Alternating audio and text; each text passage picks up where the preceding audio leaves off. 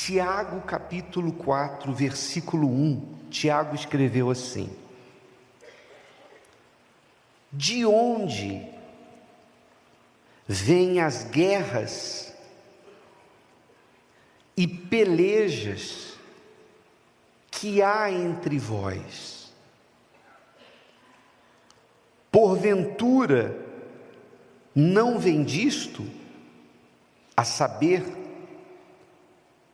dos vossos deleites, que nos vossos membros guerreiam? Na versão, essa é a versão ACF, na versão revista e atualizada está escrito assim: de onde procedem guerras e contendas que há entre vós? De onde? Senão nos prazeres que militam na vossa carne. E falando de uma forma mais atualizada, ou de uma forma mais clara para os dias atuais, é como se o apóstolo tivesse dizendo assim, o escritor tivesse dizendo assim: de onde saem tantos problemas para a sua vida? As lutas, as guerras que você vive no casamento, no trabalho, com seus parentes, com seus familiares, com conhecidos, às vezes até com desconhecidos. A guerra que às vezes a pessoa tem com ela mesma, os conflitos interiores que existem. Existem pessoas que vivem conflitos internos. O que gera isso? É isso que a Bíblia está falando. O que gera isso? O que faz esses problemas surgirem? Tem gente que, diz assim: poxa, minha vida está uma luta, minha vida está uma guerra, etc. e tal. Está acontecendo isso, está acontecendo aquilo, eu estou com dívida, agora o médico falou que eu estou assim, eu estou assado, o colesterol está alto, a glicose está alta, e a pressão está assim, está assada, e aquilo outro. De noite eu não consigo dormir, tantos problemas, em casa está uma guerra, minha esposa não me entende, eu não entendo a minha esposa, não entendo o meu filho, guerra, luta na rua, luta em casa, luta dentro. De onde vem isso? De onde vem? Como nascem? É isso que a Bíblia está mostrando. Como é que esses problemas nascem? Pense você, os seus problemas, quais são as principais guerras que você está vivendo hoje? Normalmente a explicação estará nessa passagem aqui. Esses problemas nascem dos prazeres que militam na nossa carne. O que significa isso? Eles nascem de atitudes que nós tomamos, de escolhas que nós fazemos, de decisões que nós tomamos por causa da natureza corrupta. Porque a natureza humana, ela é corrupta. Começou lá em Adão, ela se tornou corrupta quando Adão pecou. E todos nós somos filhos de Adão. E o mundo passou a crescer, a humanidade cresceu torta a partir de Adão. Então, de que problemas nós estamos falando que nascem desses prazeres da carne? A gente pode listar aí agora. É a natureza humana que é corrompida, né? Esse é o primeiro problema que a gente tem, a corrupção humana. E aí vem só algumas coisas que a gente listou aqui, ó. Desejos egoístas. O que são desejos egoístas? Você acaba tomando decisões que são guiadas pelo egoísmo, quando você pensa mais no seu bem do que no bem do seu semelhante. E isso pode acontecer dentro de casa, isso pode acontecer com seu marido, esposa, no relacionamento conjugal, pode acontecer entre pais e filhos, entre irmãos. Por exemplo, no caso de Caim e Abel. Caim sentiu inveja de Abel. Primeira guerra que teve no mundo foi ali entre dois irmãos. Caim teve inveja de Abel. A natureza dele teve essa inclinação por invejar o irmão e ele matou o irmão. Aconteceu o primeiro homicídio registrado na história. Então o homicídio não começou na mão que pegou a pedra e foi lá na cabeça do outro. O homicídio começou aqui dentro. Começou no interior de Caim. E é onde começam os problemas. É a carne corrupta. Então, nós falamos aqui de desejos egoístas que fazem com que a pessoa vise o prazer dela sem se preocupar com a outra pessoa. A traição, por exemplo, é isso. A pessoa quer prazer, mas quando você é egoísta, ou quando alguém é egoísta, o prazer dela custa a dor do outro. Mas ela não olha para o outro, ela não quer saber se aquilo vai causar dor na outra pessoa, desde que ela tenha o desejo dela satisfeito. É um prazer injusto. O adultério é o exemplo disso. A pessoa trai porque ela quer prazer a todo custo, ainda que o custo do prazer de 2 faça 50 chorarem depois. Sim ou não? Você já reparou que no adultério é isso que acontece? 2 sentem prazer, dezenas choram. Mãe, pai, irmãos, filhos, sobrinhos, parentela, todo mundo geme porque vê o casamento acabando, se destruindo. Um monte de gente geme porque 2 sentiram prazer. É o egoísmo. Então, às vezes as pessoas dizem assim: o diabo isso, o diabo aquilo. O diabo, ele só fica esperando você errar. O diabo não pode errar por você. O mundo espiritual não pode, seja Deus ou o diabo, o mundo espiritual não pode interferir nas nossas escolhas. O mundo espiritual pode sugerir escolhas, mas interferir não. Porque tem uma coisa que Deus nos deu ao ser humano, que se chama livre-arbítrio, e isso é intocável. Deus respeita, por isso que Jesus fala: eis que estou à porta e bato. Ele não se impõe. E por isso que também está escrito: não deis lugar ao diabo, porque o diabo não pode tomar lugar, ele só pode entrar onde lhe é dado lugar. Compreende, sim ou não? Então a vontade, aliás, o livre-arbítrio é intocável.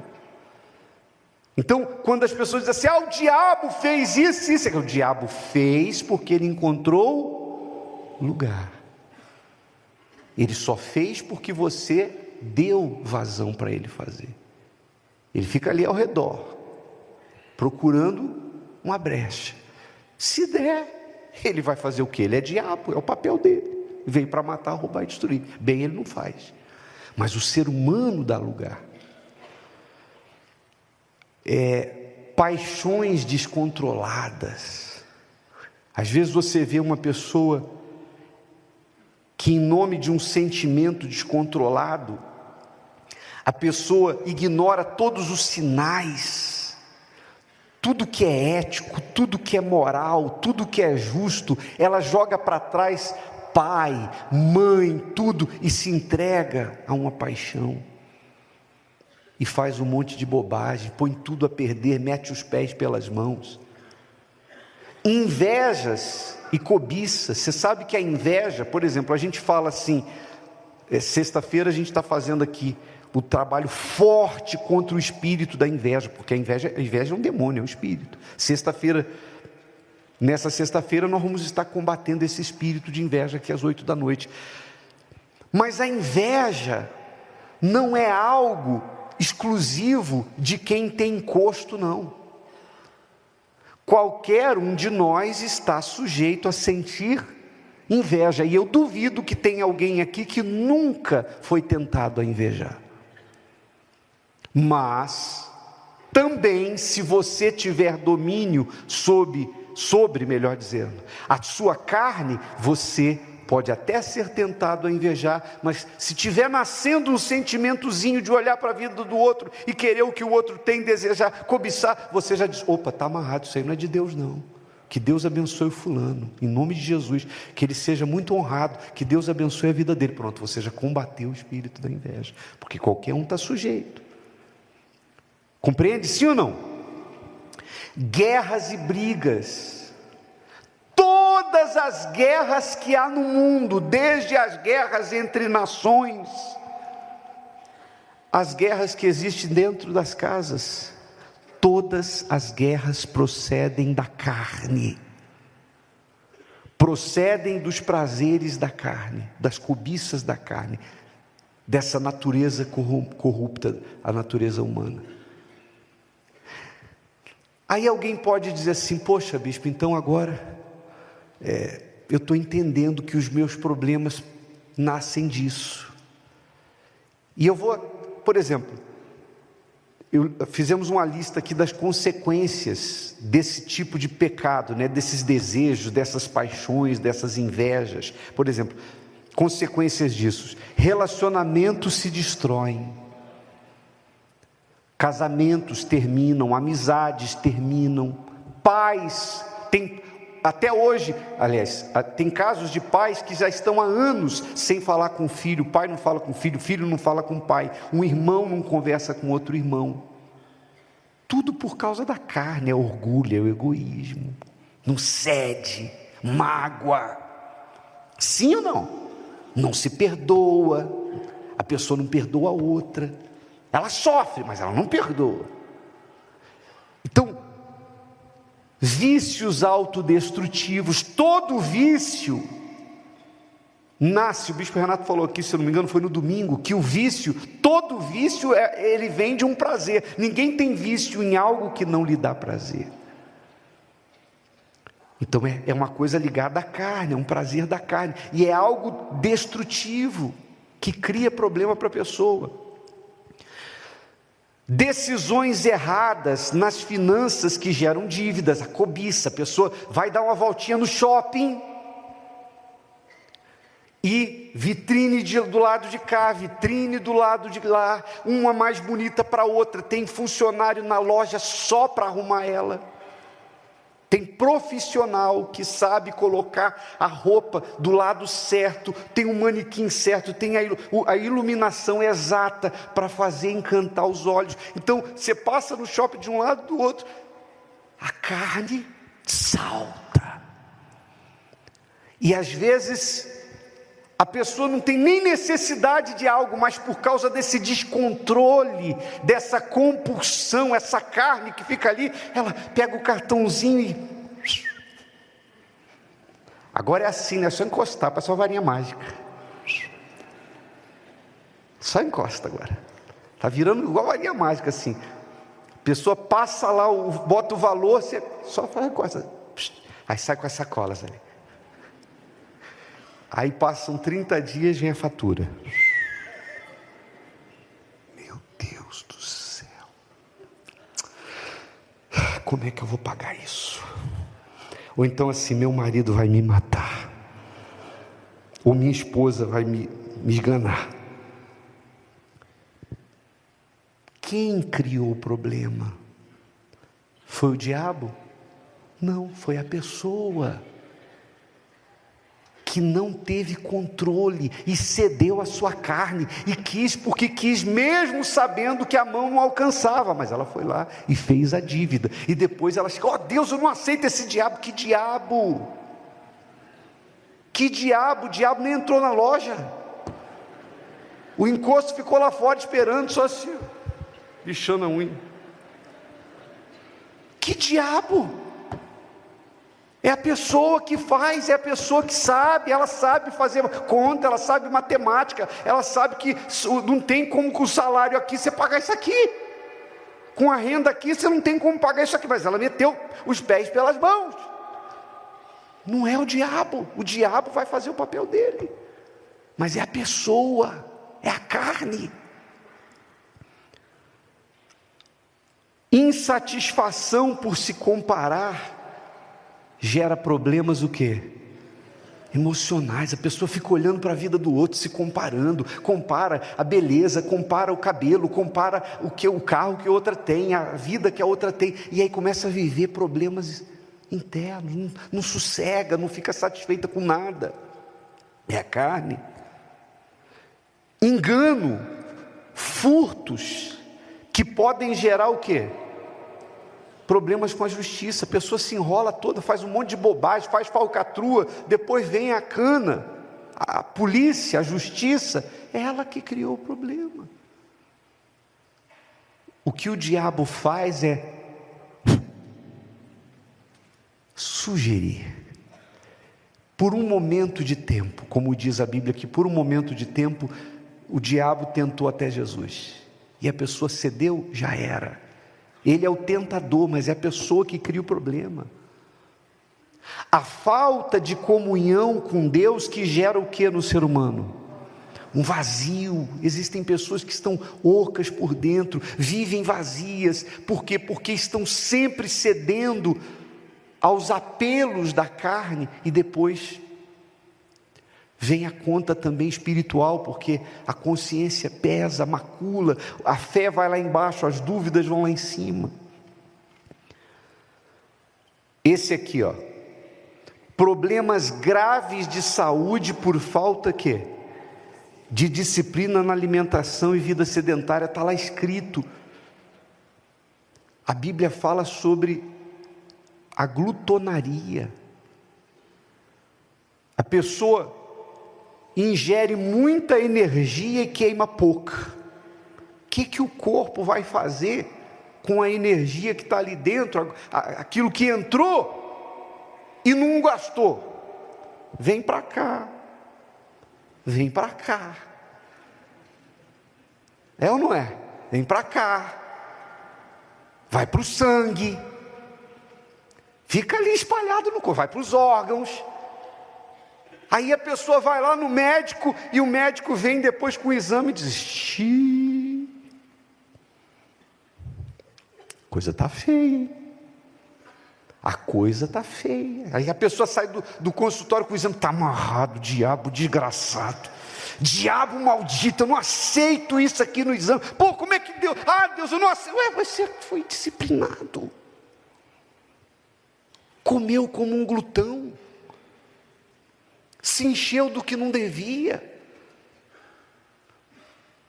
não faz nada para poder dar saúde para o corpo, e aí começa a vir os problemas. São problemas que nascem da carne também.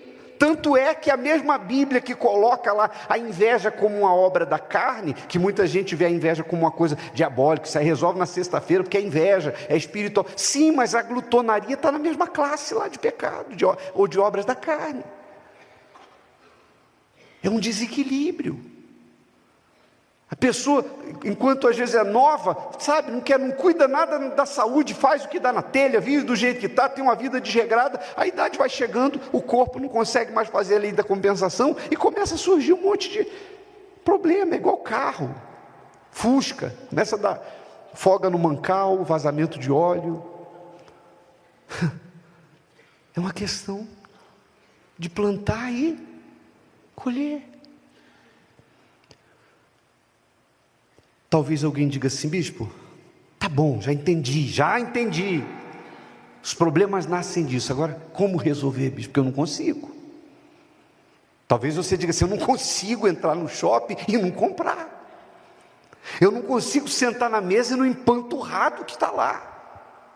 Eu não consigo resistir uma mulher que vem e fica dando mole para mim, ou um cara que fica dando mole para mim, bispo. Eu não consigo resistir. Aí entra aqui Gálatas 5,17.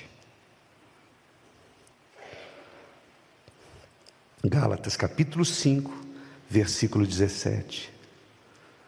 Porque a carne cobiça contra o Espírito. Esse Espírito é que aí está tudo em maiúsculo. Mas na Bíblia, na sua, aqui está tudo em maiúsculo, mas na sua Bíblia, a palavra espírito deve estar diferente, ela está com E maiúsculo, não é isso? E maiúsculo. Quando é E minúsculo, está se referindo ao espírito humano. Quando é E maiúsculo, está se referindo a qual espírito? Espírito Santo. Então, a carne cobiça contra o espírito, e o espírito contra a carne. E estes opõem-se um ao outro, para que não façais o quê? O que quereis. Ou seja, quando uma pessoa tem o batismo com o Espírito Santo, quando a pessoa tem o Espírito Santo dentro dela, então o Espírito de Deus luta contra a carne dela, para que ela, é como se o Espírito Santo fosse uma barreira para a carne, ele se opõe à carne, a fim de que a pessoa não faça o que ela quer, o que a natureza humana quer, porque enquanto você estiver nesse vaso de barro, eu, você, todos nós vamos ter a natureza humana. Mas se você tem o Espírito Santo, então há essa guerra, porque o Espírito Santo fica militando contra a carne. Quando você vai chegar lá na porta da loja para fazer a dívida, o Espírito Santo fala assim: você não tem condições. Pensa no final do mês, a conta vai chegar. Claro que o Espírito Santo dentro de alguém não significa dizer que ele vai controlar, mas ele vai militar contra a carne, ele vai falar, ele vai instruir, e aí você, se sensível ao Espírito Santo, vai dizer assim: está amarrado em nome de Jesus, não vou comprar, e passa direto. Vem lá a tentação de um homem, de uma mulher, que de repente tem a metade da idade do seu cônjuge, está tudo, sabe, arrumadinho, está tudo em cima, é mais bonito, é mais bonita, mas na hora que você olha o Espírito Santo, tira os olhos daí, e você está amarrado em nome de Jesus. O Espírito Santo fala, e assim por diante, até na mesa, você chega lá na mesa, o Espírito Santo diz: isso não, se você exagerar, você vai ter problema. Então a pessoa... Então, o Espírito de Deus, ele te dá capacidade de resistir aos apelos da carne. Amém, pessoal? Então é como se fosse dois times jogando um contra o outro ali, lutando um contra o outro. Ô bispo, e se a pessoa não tem o Espírito Santo? Então a carne ganha por WO, porque não tem oponente. Se quem tem o Espírito Santo tem guerra, imagine quem? Se você vem na igreja, mas você não tem o batismo com o Espírito Santo, significa dizer que a sua carne, ela não está encontrando oponente, não tem. Então você escuta o pastor falar: não isso, a Bíblia diz não aquilo, não pode, você escuta, mas você não consegue, por quê? Porque não tem oposição à carne, ela não... WO, você sabe o que é WO, né? Dois times vão jogar, lá no estádio de futebol está marcado, dois times, se um faltou, o time não foi, se diz o que? O outro ganhou por WO, porque o oponente não apareceu. Tem gente que está assim, o Espírito Santo não apareceu ainda, e a carne está ganhando todas. Quem está me entendendo? E aí vem uma enxurrada de problemas, e a pessoa fica: diabo desgraçado. É falta do Espírito Santo. Ele é a solução para isso. Quando você se batiza nas águas, isso tipifica que você está... Não é que a gente fala assim, quando você se batiza nas águas, a natureza humana morre. Tipifica a morte. Não quer dizer que saiu dali você não vai ser tentado, você vai virar uma pessoa que parece ser só espírito. Não, ainda está, você está num vaso de barro, mas logo depois do batismo nas águas, que tipifica seu arrependimento, demonstra seu arrependimento, entrega, se ele foi válido, logo você vai receber quem? O Espírito Santo, e o Espírito Santo é que vai dar condições para você vencer a carne. Amém, pessoal? E aí, você passa a ter, como diz aqui em João 16:13, Jesus falou para os discípulos isso: mas quando vier aquele, o Espírito, com E o quê? Maiúsculo, de verdade, ele vos guiará o quê? Em toda a verdade. Deixa eu descer agora para falar mais perto de vocês. Espera aí. Presta atenção, gente. Obrigado. Olha só, presta atenção. O que o Espírito vai fazer? Vos guia em toda verdade. Da hora que você se entendeu por gente, até o dia da sua morte, você vai depender de orientações, porque ninguém sabe tudo. Você pode entrar por essa porta aqui, ter 5 diplomas de faculdade, ser médico, advogado, engenheiro, arquiteto e mais alguma coisa. Você não sabe tudo. Você vai precisar sentar com um pastor ali para falar de vida espiritual. Sim ou não? Ninguém sabe toda a ciência. Ninguém conhece tudo. Da hora que a gente nasce e se entende por gente, começam as perguntas, como isso, como aquilo. Eu lembro de algumas coisas da minha infância com meu pai. Eu perdi meu pai com 13 anos de idade. Mas eu lembro de um dia, eu saí com meu pai, fui para a estação de trem. E eu lembro que eu fiquei assim, pequenininho: pai, quem faz o trem? Meu pai: filho, o trem é feito, tem indústria que faz o trem. Mas ele é feito do que, pai? Não, ele é feito com ferro, tem isso, tem aquilo. Mas de onde vem isso, pai? Você, quando criança, você está descobrindo o mundo e a vida, você quer saber tudo, você tem que ter um guia. Normalmente os primeiros guias são quem? Os pais. Às vezes o pai fica assim: meu Deus, cada pergunta idiota. Mas é que ele está descobrindo, ele não sabe, ele quer saber. Pai, quem veio primeiro, a galinha ou o ovo? Sim ou não? A criança fica cheia de... Aliás, tem gente que tem dúvida disso até hoje. Mas foi a galinha, pessoal. Deus criou os animais, depois eles reproduziram. Já tira essa dúvida. Então, as pessoas querem direções. Qual o segundo guia do ser humano? Normalmente quem? Professora. Os professores. Você vai para a escola, você é professora. Professora, como é que faz isso? Professora, como é que faz aquilo?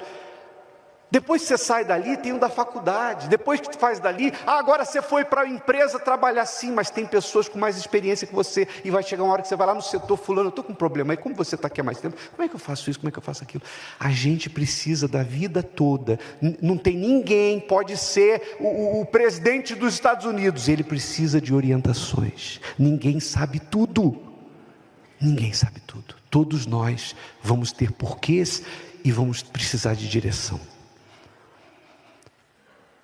E ainda que você tenha pessoas, hoje em dia se fala muito de mentoria. Você pode ter como mentor seus caras mais preparados. Seja quem for, ele também não sabe tudo. O pastor não sabe tudo. O bispo não sabe tudo. Ninguém sabe tudo. Só tem uma pessoa que sabe tudo. Dono de toda a ciência. Onipresente, onisciente, onipotente. Quem é? O Espírito Santo. Olha só. Tem guia melhor do que esse? Se você tiver o Espírito Santo, ele vai guiar você a toda a verdade. Se você tiver o Espírito Santo, você tem a mente do próprio Deus, aquele que conhece tudo. Ele conhece o seu passado melhor que você. Tem coisa que você fez e não se lembra, Deus tem tudo anotado. O Apocalipse fala dos livros das obras. Deus sabe tudo de você. Coisas que você não lembra, Ele sabe.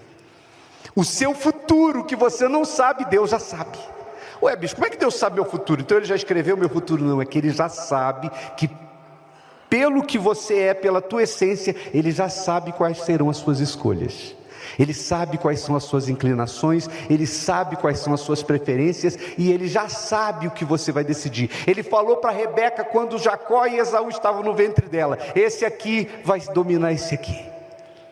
2 nações vão sair de você. Deus já sabe o que a gente vai escolher para comer amanhã no almoço. Quem está me entendendo faz assim.